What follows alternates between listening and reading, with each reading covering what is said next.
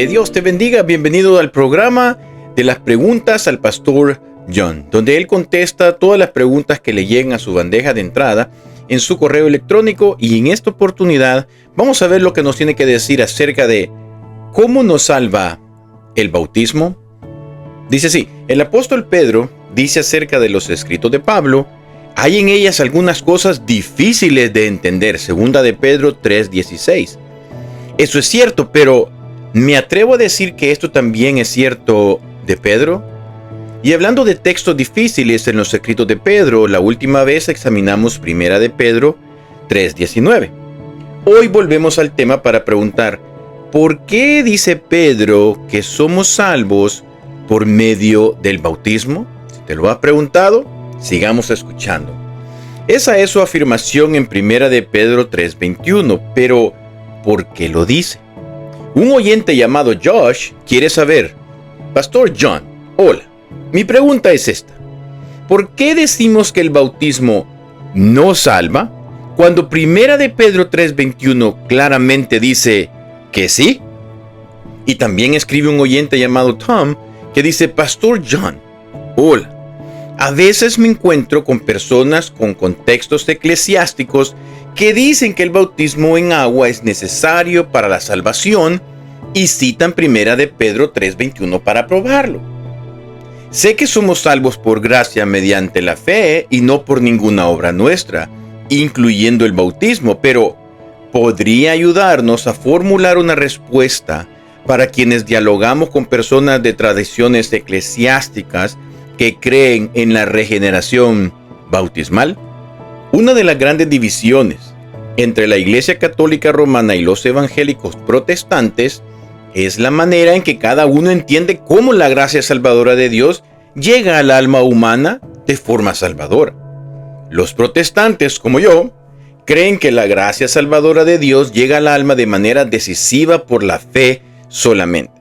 En otras palabras, el único acto del alma en el instante del nuevo nacimiento o en el momento de pasar de la muerte espiritual a la nueva vida, en el momento de ser declarado justo por Dios y ser adoptado de manera decisiva en su familia eterna, el único acto del alma en ese instante que es decisivo desde el lado humano es la fe. Todos los demás actos de obediencia, todos los demás actos simbólicos de lo que sucede espiritualmente, todos los demás actos de expresión, demostración o confirmación de ese nuevo nacimiento, justificación o adopción, todos esos otros actos son el resultado de la fe, hechos posibles por la fe. No son parte de la fe y por lo tanto no son el instrumento humano por medio del cual nacemos de nuevo. ¿Somos justificados o somos adoptados? Ahora bien, los católicos, quizás como algunos de los que están viendo, no lo ven de esa manera.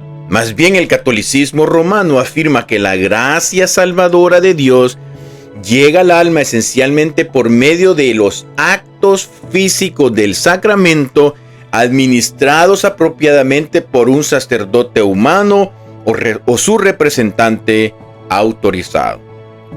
Los dos ejemplos más claros de cómo funciona esto son la regeneración bautismal, es decir, nacer de nuevo por medio del acto del bautismo, y la transubstanciación en la Eucaristía, es decir, que el pan y el vino realmente se transubstancian en el cuerpo y la sangre físicos de Cristo. El pan que sostienes tú en tu mano es el cuerpo físico de Cristo. La copa que bebes es la sangre física de Jesús. Eso es la transubstanciación.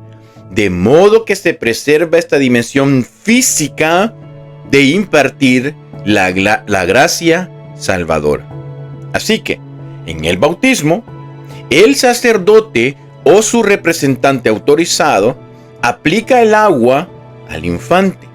Y por ese acto eclesiástico y sacramentalmente físico, el niño es salvado. Estas son las propias palabras del Catecismo de la Iglesia Católica, parte 2, sección 2, capítulo 1, artículo 1, párrafo 1213. El santo bautismo es el fundamento de toda la vida cristiana, el pórtico de la vida en el Espíritu y la puerta que abre el acceso a los otros sacramentos.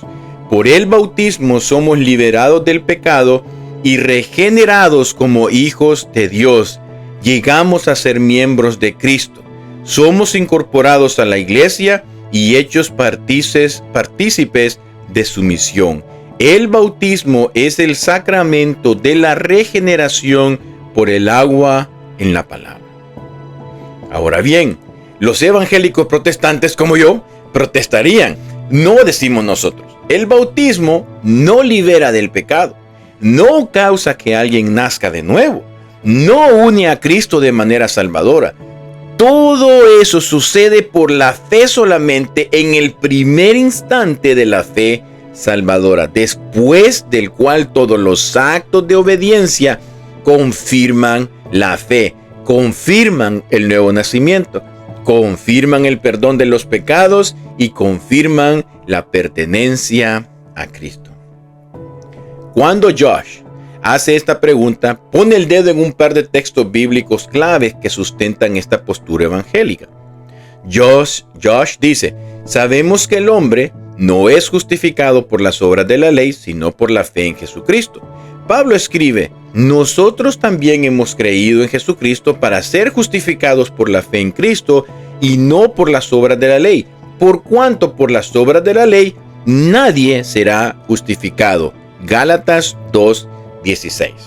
Ahora bien, la razón por la que este texto es tan importante es que el contexto tiene que ver con si la circuncisión en ese tiempo era eficaz para la justificación, de la misma manera que ustedes preguntan si el bautismo es eficaz para la justificación. Sabemos esto porque Pablo dice en Gálatas capítulo 5, versículos 3 y 4, todo hombre que se circuncida, ¿verdad?, está obligado a guardar toda la ley. De Cristo os desligasteis, los que por la ley os justificáis, es decir, por la circuncisión. En otras palabras, la cuestión era esta: si el primer acto de fe salvadora verdadera es el punto en el cual ocurre la justificación, entonces simplemente no puedes añadir nada a la fe para que suceda. No puedes añadir a la circuncisión y por implicación no puedes añadir el bautismo. El acto decisivo de justificación, adopción y nuevo nacimiento es realizado por Dios por medio de ese primer acto de fe salvadora. Por lo tanto, ningún otro acto puede hacer que estos actos divinos ocurran. Ya han ocurrido en ese primer acto de fe salvadora. Entonces, ¿cómo debemos entender el bautismo? Consideremos dos pasajes. Primero uno en Colosenses y luego el de Primera de Pedro. Y te invito a que saques tu Biblia y puedas cotejar estos versos que estamos dando. Aquí está Colosenses 2:11. En él también fuiste circuncidados con circuncisión no hecha a mano, al despojaros del cuerpo pecaminoso carnal en la circuncisión de Cristo. Colosenses 2:11. Ahora bien, eso es una imagen del nuevo nacimiento descrito como una especie de circuncisión espiritual. El viejo yo incrédulo, ciego y rebelde es cortado y surge una nueva persona, una nueva creación. Y luego continúa en el siguiente versículo diciendo, sepultados con él en el bautismo, en el cual fuiste también resucitados con él mediante la fe en el poder de Dios que le levantó de los muertos. Así que aquí el bautismo se describe como un acto que significa el nuevo nacimiento al sepultar al viejo yo y al levantarse del agua como el nuevo yo.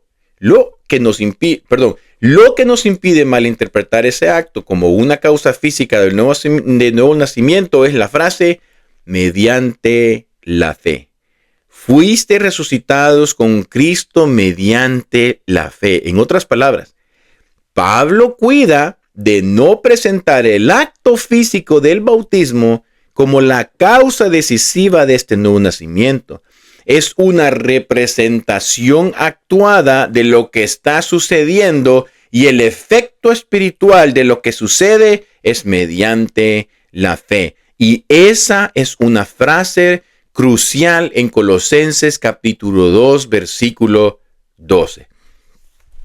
Primera de Pedro 3:21 debe entenderse de la misma manera. Pedro acaba de referirse al diluvio de Noé y al rescate de las 8 personas en el arca, y luego dice, el bautismo que corresponde ahora a esto, ahora os salva. Y noten cómo lo califica. No quitando las inmundicias de la carne, sino como la aspiración de una buena conciencia hacia Dios por la resurrección de Jesucristo. Amén. En otras palabras, las aguas del bautismo son como las aguas del diluvio de Noé.